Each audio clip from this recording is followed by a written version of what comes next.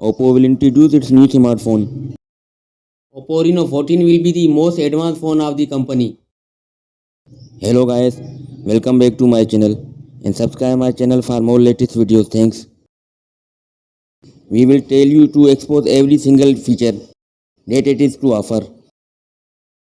Battery will be big one and that will be up to 6000 mAh. The smartphone will be powered by the well-known MediaTek Dimensity chipset. And to give more power this phone, there will be an octa-core CPU. Ultra features OLED touch screen display.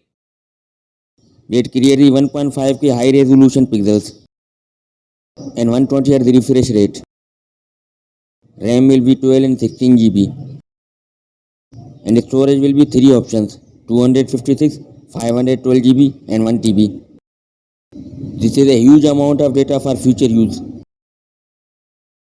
There will be 3 camera system back on this phone. There will be a triple camera setup back on this amazing phone. Main sensor will be 50 megapixel wide. For best photography experience.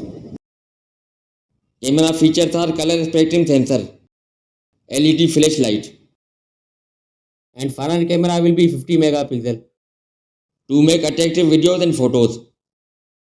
There will be an under-display optical fingerprint scanner.